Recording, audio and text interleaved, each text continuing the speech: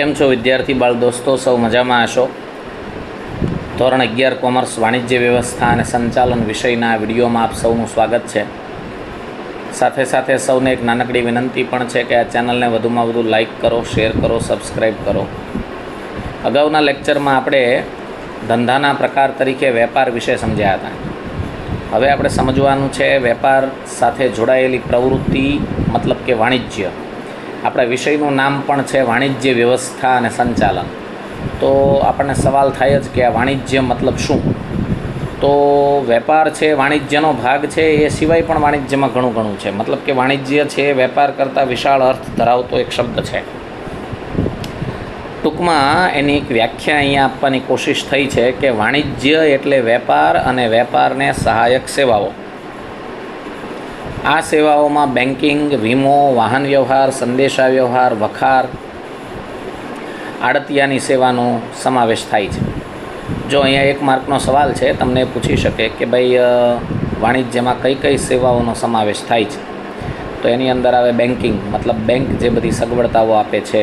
બીજું વીમો, તમે જાણતા હશો કે આપણે અલગ અલગ પર્પઝથી વીમો લેતા હોઈએ છીએ. આ સિવાય વાહન વ્યવહાર, માલની હેરફેર કરવા માટે થઈને વાહન વ્યવહારની જરૂર ધંધાકીય અમને પડતી હોય છે. સંદેશા વ્યવહાર, વખાર માટે આપણો શબ્દ છે ગોડાઉન. અને આડતિયા માટે આપણે બોલી શકીએ શબ્દ બહુ સહેલો એવો છે દલાલ. તો આ બેંકની સેવા, વીમાની સેવા, વાહન વ્યવહારની સેવા, સંદેશા વ્યવહારની સેવા, વખારની સેવા અને છેલ્લે દલાલી સેવા વગેરે બધું વાણિજ્યનો એક ભાગ છે. વેપારની આ સહાયક સેવાઓને કારણે જ વેપારની દૃષ્ટિએ વિશ્વ એક બજાર બન્યું છે.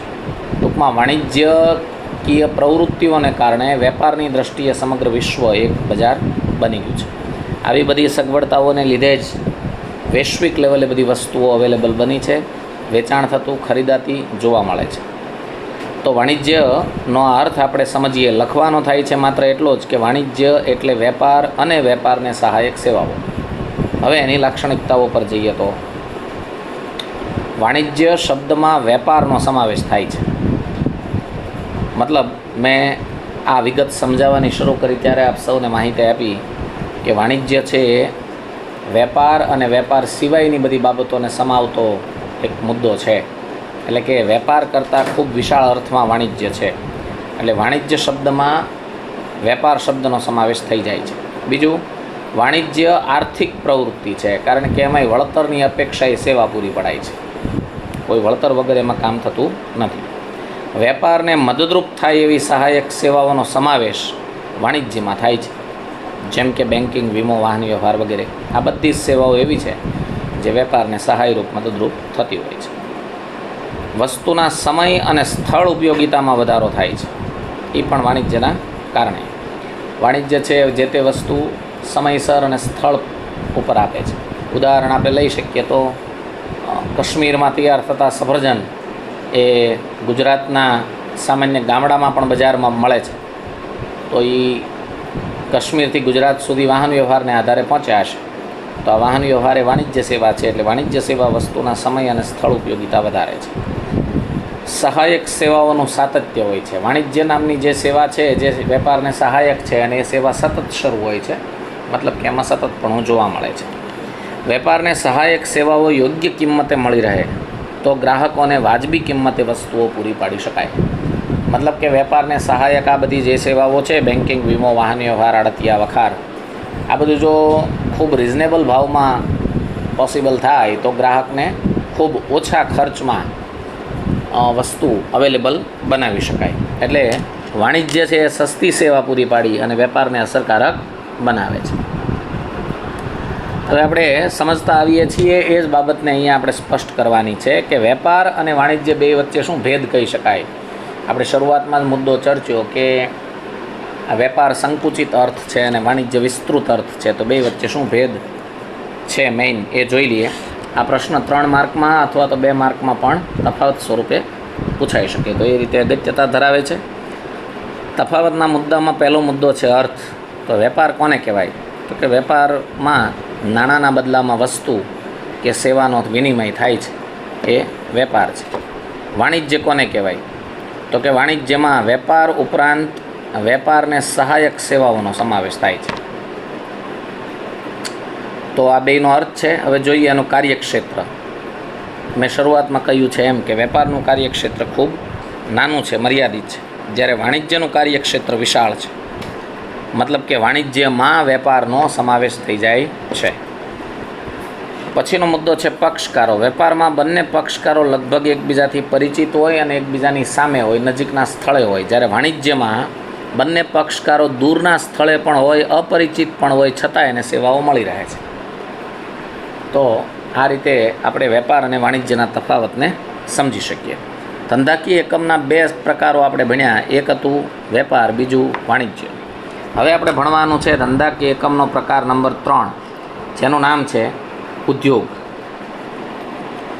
ઉદ્યોગ એટલે શું એ એક સૌથી પહેલાં સમજી લઈએ કે આપણે જે બધી વસ્તુઓ કુદરત પાસેથી મેળવીએ છીએ એનો સીધો ઉપયોગ નથી કરતા. એ વસ્તુઓના સ્વરૂપમાં ફેરફાર કરવો પડે છે, પછી જે આપણને ઉપયોગમાં આવે છે. જેમ કે ખેતરમાં તૈયાર થતો કપાસ, એમાંથી નીકળતું રૂ આપણે સીધું પહેરી ઓઢી નથી શકતા. એને કાપડમાં કન્વર્ટ કરવું પડે છે અને કાપડમાંથી કન્વર્ટ કર્યા પછી એને કપડા તરીકે સિલાઈ કરાવવી પડે છે, ત્યારે આપણે એને પહેરી શકીએ છીએ. તો તમે જુઓ, એ કપાસના બે સ્વરૂપ બદલાયા, પહેલું કાપડ સ્વરૂપે અને પછી કપડા સ્વરૂપે. તો આ રીતે જે કુદરતમાંથી મળી આવતી વસ્તુઓ સીધી ઉપયોગમાં નથી લેવાતી, પણ એને ઉપયોગી બનાવવા માટે જે પ્રોસેસ કરવી પડે છે, પ્રોસેસની પ્રક્રિયાને ઉદ્યોગ કહેવાય છે. તો અહીંયા ઉદ્યોગનો અર્થ જોઈએ. માનવ જરૂરિયાતો સંતોષવા માટે કાચા માલ ઉપર વિવિધ પ્રક્રિયાઓ દ્વારા ઉત્પાદન કરી તુષ્ટિગુણ ઉમેરવાની પ્રક્રિયા એટલે ઉદ્યોગ. મતલબ માણસોની જરૂરિયાત સંતોષવા, જે કુદરતમાંથી મળી આવે છે બધો કાચો માલ, એના પર વિવિધ પ્રોસેસ કરવી પડે છે. વિવિધ પ્રોસેસ કરીએ અને ઉત્પાદન કરીએ, જેથી માણસને સંતોષ મળે. તુષ્ટિગુણ મતલબ સંતોષ ઉમેરવાની પ્રક્રિયા એટલે ઉદ્યોગ. જેમ કે સીધું લાકડું ઘરમાં ગોઠવાતું નથી, પરંતુ આ લાકડામાંથી ફર્નિચર બનાવાય તો એ તુષ્ટિગુણ આપે છે. એવી જ રીતે કાચા રૂમાંથી કાપડ બનાવાય તો એ તુષ્ટિગુણ આપે છે. તો ફર્નિચરનું ઉત્પાદન, કાપડનું ઉત્પાદન એ બધું ઉદ્યોગની પ્રવૃત્તિ છે. ઉદ્યોગના લક્ષણ જોઈએ તો ખાલી લક્ષણોની યાદી 2 માર્કમાં પૂછાઈ શકે, એટલે સમજજો બરાબર. ઉદ્યોગના લક્ષણો જોઈએ તો એક તો ઉત્પાદનની પ્રવૃત્તિ એમાં થતી હોય. મતલબ કે જે માલ છે એ માલને સીધો ઉપયોગમાં લેવાને બદલે એના ઉપર પ્રોસેસ કરીને ઉત્પાદનકીય પ્રવૃત્તિ થતી હોય.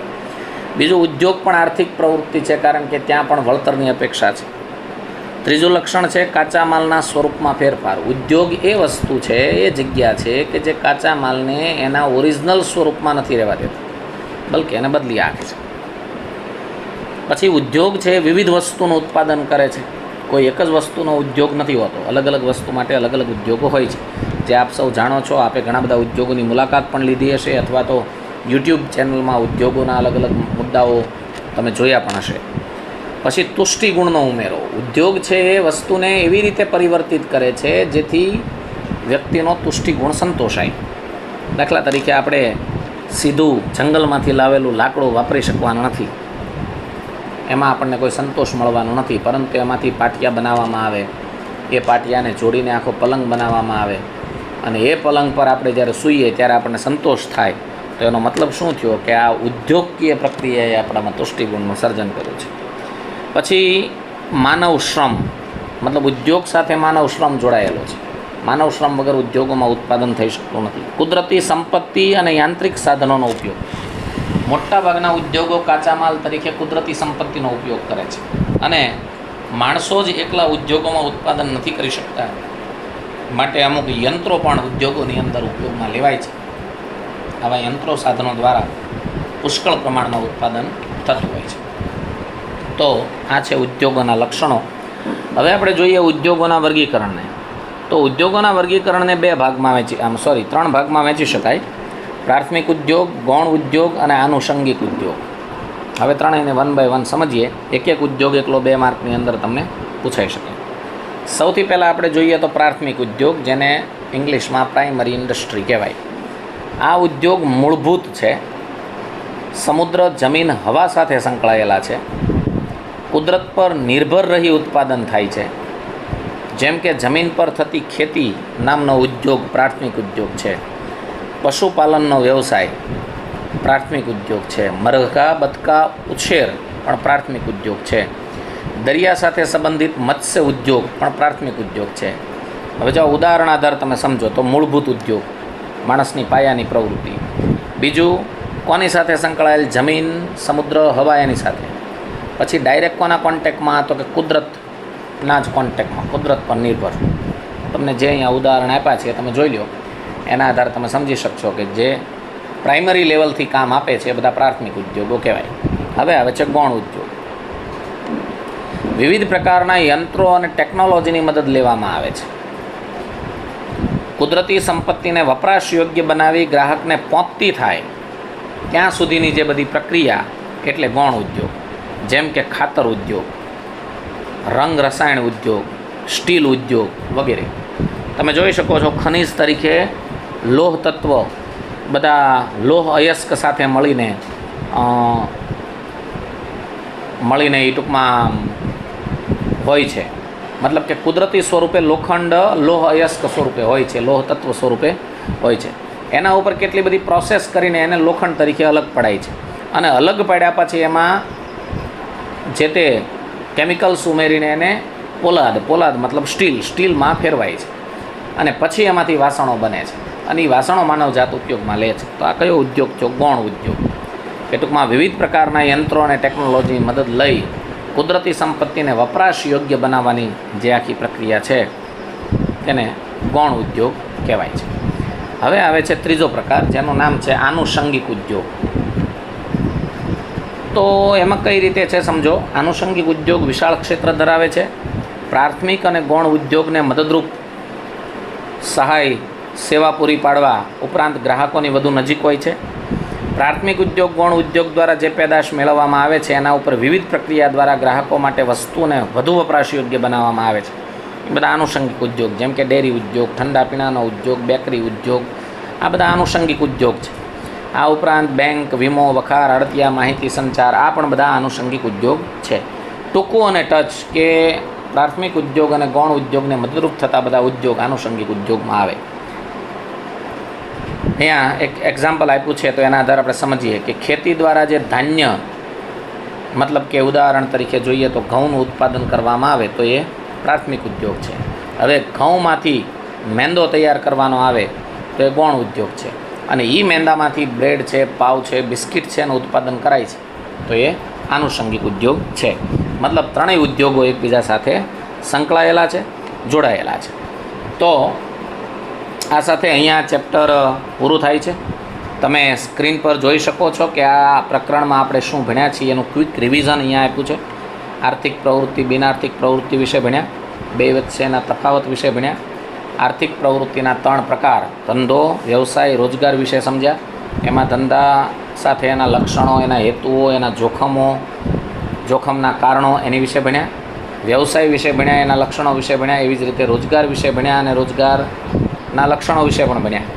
પછી ધંધો, વ્યવસાય, રોજગાર ત્રણેયની તુલના એટલે કે તફાવત પણ ભણ્યા. એમાંથી ધંધાકીય પ્રવૃત્તિ લઈએ તો એનું વર્ગીકરણ 3 વસ્તુમાં થાય છે એની વિશે ભણ્યા. ત્રણેયમાં વેપાર છે, વેપારના લક્ષણો, પ્રકારો, પછી વાણિજ્ય, વેપાર વાણિજ્ય વચ્ચે તફાવત, અને ઉદ્યોગ એટલે શું અને ઉદ્યોગનું વર્ગીકરણ 3 પ્રકારના ઉદ્યોગમાં થાય છે એટલું આપણે ભણ્યા. તો આ સાથે આ પાઠ અહીંયા પૂર્ણ થાય છે.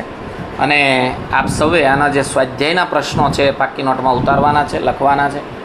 તો આ રીતે આપણે આ પ્રથમ ચેપ્ટર અહીંયા પૂર્ણ કરીએ છીએ. હવે પછીના લેક્ચરમાં આપણે મળીશું ત્યારે બીજા ચેપ્ટર વિશે જ્ઞાન મેળવશું. Thank you.